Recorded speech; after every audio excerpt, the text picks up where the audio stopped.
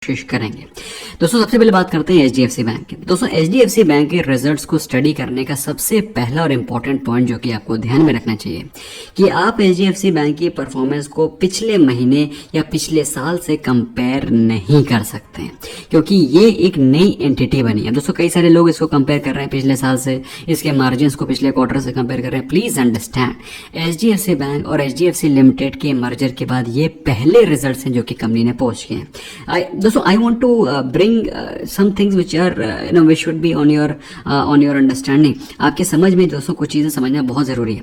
HDFC limited, HDFC bank दोनों separate धंधे थे। एचडीएफसी लिमिटेड काम करता था लोन्स के ऊपर, एचडीएफसी बैंक करता था काम बैंकिंग के ऊपर। बैंकिंग के जो मार्जिन है, बैंकिंग के जो इंटरेस्ट है, that is far more higher as compare to the loan segment. Number 2, जो एनपीएस होते हैं वो लोन सेगमेंट में कहीं ज़्यादा होते हैं as compare to banking. So banking is a much safer business as compare to loan segment business which was HDFC limited. Now ये दोनों के दोनों कंपनी मर्ज होने के बाद अब एचडीएफसी बैंक का जो ये नया कंपनी नई एंटिटी तैयार हुई है, सो उसको स्टडी करने के लिए हमको as a single entity, as a उसकी इंडिविजुअल परफॉर्मेंस को स्टडी करना पड़ेगा। इसको दोस्तों हम लोग कंपेयर नहीं कर सकते कि भाई कंपनी ने कैसा परफॉर्म किया है, पिछले साल के कंपैरिजन में कैसा परफॉर्म किया है कंपनी ने इस साल के परफॉर्मेंस से। नो, मेरे हिसाब से इसके स्टैंड अलोन रिजल्ट्स को स्टडी करने का भी ज़्यादा फायदा नहीं है। We must study the consolidated financial results और उसमें कैसा परफॉर्मेंस हुआ है उसको समझना बहुत ज़रूरी है। अब फॉर एग्जाम्पल अगर हम लोग स्टैंड अलोन रिजल्ट्स के बारे में बात करें तो कंपनी ने जो इंटरेस्ट अर्न किया है, just enlarge it for your better understanding, तो अगर आप देखें कितना इंटरेस्ट अर्न हुआ है, तो इंटरेस्ट अर्न हुआ है 6769839, जो कि पिछले, अब आप तो खुद देखिए, पिछले साल के कंपैरिजन में, पिछले क्वार्टर के कंपैरिजन में कहीं ज़्यादा। आप कहेंगे कि सर ये तो बहुत ही बम्पर रिजल्ट्स हैं। एक्चुअली बम्पर रिजल्ट्स नहीं है, ये एचडीएफसी लिमिटेड और एचडीएफसी बैंक की क्यूमुलेटिव इंटरेस्ट अर्नड है। तो आप इसको पिछले साल से कैसे कंपेयर कर सकते हैं? सिमिलरली अगर आप बात करें नेट प्रॉफिट की, तो यहाँ पर आपको net profit for the period दिखाई पड़ रहा है विच इज़ 15, मैं बात कर रहा हूँ करोड़ के सेगमेंट में, I am talking in terms of crores. तो यहाँ पर देखेंगे आप, this is net profit for the period 15,97611। तो दोस्तों ये जो वैल्यू दी हुई है लैक्स में दी हुई है 15,97611। अगर हम लोग बात करें इसको करोड़ के टर्म्स में तो 15,976 करोड़ होता है। तो नेट प्रॉफिट पिछले साल से अगर आप कंपेयर करें तो पिछले साल के कंपैरिजन में तो नेट प्रॉफिट इज 51% अप। तो आपको लगेगा ये तो बहुत ही विस्फोटक परफॉर्मेंस है as compare to last year. पिछले क्वार्टर के कंपैरिजन बात करें तो मोटा मोटा अगर आप देखें तो 40% का जंप आपको प्रॉफिटेबिलिटी में दिखाई पड़ रहा है। इनफैक्ट जो मार्केट के एस्टिमेट थे कितने प्रॉफिट्स हो सकते हैं नेट प्रॉफिट्स, तो वो भी थे 14,120। तो मार्केट ने भी एप किया, एचडीएफसी बैंक में कोई बहुत बड़े एस्टिमेट्स नहीं निकाले थे, क्योंकि मार्केट वाज आल्सो सरप्राइज कि किस प्रकार का एनपीए हो सकता है, किस प्रकार का पिछले क्वार्टर के कंपैरिजन में या फिर पिछले साल के कंपैरिजन में कैसी परफॉर्मेंस हो सकती है, क्योंकि ये नई एंटिटी तैयार हुई है। दोस्तों please understand, it's like incorporation of a new company all together with previous finances. आपको प्रीवियस फाइनेंसेस दे दिया जाए, अब ये कहा जाए कि भाई ये दोनों के दोनों ऐड कर दो, तो ऐसा नहीं होता है। It's a new company, new entity which is getting created. So दोस्तों अगर आप मुझसे पूछें रिजल्ट्स कैसे हैं, तो results are not at all bad. अगर हम लोग बात करें ग्रॉस एनपीए की, तो ग्रॉस एनपीए में थोड़ी सी बढ़ोतरी हुई है। Now I just tell you what is the gross NPA status here. Now see, gross NPA आया है 1.34%, दिस इज 1.34%, जो कि पिछले साल था 1.23%, पिछले क्वार्टर में था 1.17%। अब जैसा कि मैंने आपको बताया कि बैंकिंग बिजनेस में ज़्यादा एनपीएस नहीं होते हैं, हाई मार्जिन बिजनेस होता है, हाई प्रॉफिटेबिलिटी होती है, हाई ग्रोथ होती है। लोन सेगमेंट में इसका उल्टा होता है, आपको एक एसेट मिलता है जो कि आपको लॉन्ग टर्म तक लोन के मदद से इंटरेस्ट अर्न करके देता है, लेकिन उसमें कई सारे डिफॉल्ट्स भी होते हैं। तो जो एनपीएस होते हैं फिर आपको एनपीएस बढ़ते हुए दिखाई पड़ेंगे। I am not trying to justify, I am just trying to make things clear to you, ताकि आपकी अंडरस्टैंडिंग्स इंप्रूव हो। ओके, अगर हम लोग बात करें नेट एनपीए की, तो नेट एनपीए आया है 0.35%, विच इज हियर 0.35%, जो कि पिछले साल दैट इज 0.33। तो ये है नेट एनपीए 0.35%, जो कि पिछले साल था 0.33%, पिछले क्वार्टर में था 0.30%। तो मेरे हिसाब से दोस्तों, let me tell you, I am being very frank and being very honest, मुझे तो लग रहा था कि ये मर्जर के बाद कुछ ज़्यादा खराब एसेट क्वालिटी हो सकती है, लेकिन उतनी ज़्यादा एसेट क्वालिटी खराब नहीं हुई है। और ये मर्जर मर्जर भी हो गया है, कंपनी के रिजल्ट्स भी रॉबस्ट आए हैं और इम्प्रूव हुए हैं। इनफैक्ट ये मर्जर होने के बाद द नंबर्स हैव इम्प्रूव, कहीं डिक्लाइन दिखाई नहीं पड़ रहा है। सो मेरे हिसाब से दोस्तों we should take the results positively. अच्छा, कुछ और भी चीज़ें उनको देख लेते हैं। जब कभी भी कोई बड़ी कंपनी अपने अपने रिजल्ट्स के बाद जो कॉल करती है, कॉन्फ्रेंस कॉल करती है दोस्तों, तो उसको बहुत ही डिटेल में स्टडी करना चाहिए, क्योंकि जितने भी रेप्यूटेड कंपनीज होते हैं वो अपने डिस्क्लोजर्स को बिल्कुल ओपन रखते हैं। भाई जो भी चीज़ है डिस्क्लोज।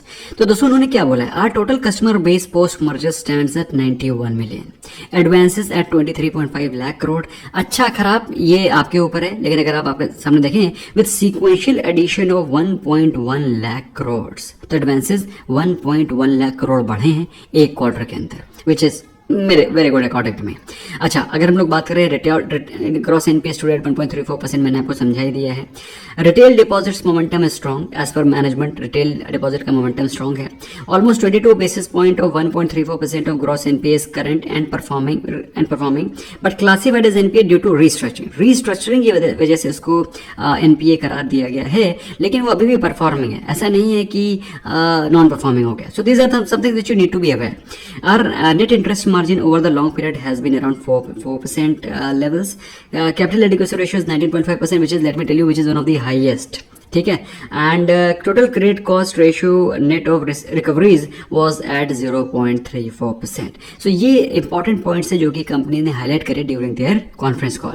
अब अगर आप मुझसे पूछे करंट अकाउंट और जो सेविंग्स अकाउंट का जो रेशियो होता है, जो कैपिटल उनके करंट अकाउंट में और सेविंग अकाउंट में जो पड़ी होती है उसका जो रेशियो होता है, पिछले साल के कंपैरिजन में 8% ग्रो किया है, क्वार्टर ऑन क्वार्टर 1% ग्रो किया है। कोई बहुत रॉबस्ट ग्रोथ नहीं है, बट ओवरऑल अगर आप देखें तो पॉजिटिव ही दिखाई पड़ रही है। CASA ratio stood at 37.6%, higher the better. इसके अलावा क्योंकि दोस्तों जब करंट अकाउंट होते हैं उसमें जो अमाउंट पड़ा होता है ना, उस पर आपको इंटरेस्ट नहीं देना पड़ता, वेराज सेविंग अकाउंट में जितना भी आपके पास पैसा पड़ा होता है उस पर आपको इंटरेस्ट देना होता है। तो higher the CASA the better. तो दोस्तों ये सारी की सारी चीज़ों को देख करके आपको एक चीज़ तो क्लियर हुई होगी कि results are not as bad as people were trading, और वही चीज़ चार्ट पे भी दिखाई पड़ रही है। अब दोस्तों ये शेयर एचडीएफसी बैंक आपको उस प्राइस पे, उस वैल्यूएशन पे मिल रहा है, प्राइस तो आई विल नॉट से, उस वैल्यूएशन पे मिल रहा है जिस समय थिक कोविड दैट इज मई 2020 में जिस पीई पे ट्रेड करता हुआ दिखाई पड़ रहा था, उसी पीई पे आपको ये स्टॉक आज के दिन मिल रहा है।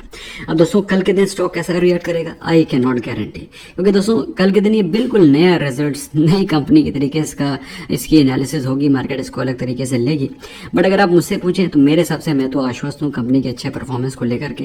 कंपनी के रिटर्न रेशियोज, कंपनी के प्रमोटर के परफॉर्मेंस को अगर हम लोग देखें, कंपनी के रिटर्न रेशियोज को देखिए, रिटर्न ऑन इक्विटी 17%, कोई भी इसके आसपास नहीं है। कंपनी के फ्री कैश फ्लो को देखें, कोई भी आसपास नहीं है। कंपनी की डिविडेंड यील्ड भी देखें, कोई भी बैंकिंग स्टॉक इसके आसपास नहीं है। और ऑन टॉप ऑफ एवरीथिंग ये स्टॉक, ये कंपनी जो कि सबसे बड़ी प्राइवेट सेक्टर बैंकिंग एंटिटी है, देखें आप ICICI बैंक से तो डबल, कोटक महिंद्रा बैंक से तो 4 टाइम्स, है ना। तो इतने ज़बरदस्त धंधे में अगर आप इन्वेस्टमेंट करते हैं, इतनी बड़ी कंपनी में अगर आप इन्वेस्टमेंट करते हैं तो फिर आपको एक सेफ्टी तो मिलती है।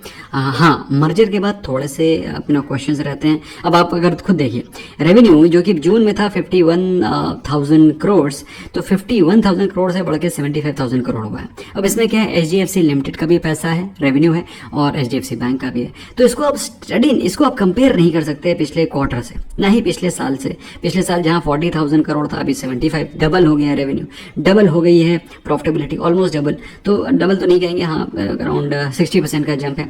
सो इफ़ यू आस्क मी, मेरे हिसाब से रिजल्ट्स आर गुड, क्योंकि स्टॉक में ऑलरेडी अच्छी खासी नेगेटिविटी फैक्टरिंग ऑलरेडी हो चुकी है। अभी कुछ दिनों पहले मैनेजमेंट ने बोला था कि एसेट क्वालिटी काफ़ी ख़राब हो सकती है HDFC लिमिटेड और HDFC बैंक के चलते, क्योंकि इनएफिशिएंसीज आती है जब कभी मर्जर होता है। स्टॉक दोस्तों ऑलमोस्ट 1700 के प्राइस से गिर के 1500 के प्राइस से पहुंच गया था। मेरे हिसाब से market will take this positively. If you ask me, stock is available at a very good price. यहाँ से ज़्यादा गिरावट की मैं एक्सपेक्टेशन नहीं रख रहा हूँ। Any time if it falls somewhere close to 1460 to 1480, in fact ये जो जोन है it's a very very strong buying zone. At least मैं तो नजरें गड़ाए बैठा हूँ जिस दिन ये स्टॉक ने 1500 के नीचे गिरावट दिखाई बाय चांस, अगर कल के दिन भी स्टॉक ने गिराई, I am going to accumulate the stock aggressively. और दोस्तों HDFC बैंक ऐसा शेयर है जिसको कि आप 1-2 दिन, हफ्ते 10 दिन या फिर महीने 2 महीने के लिए नहीं, लॉन्ग टर्म के लिए, जनरेशनल वेल्थ के लिए एक्यूमुलेट करते हैं। So that's what my opinion is as far as HDFC bank.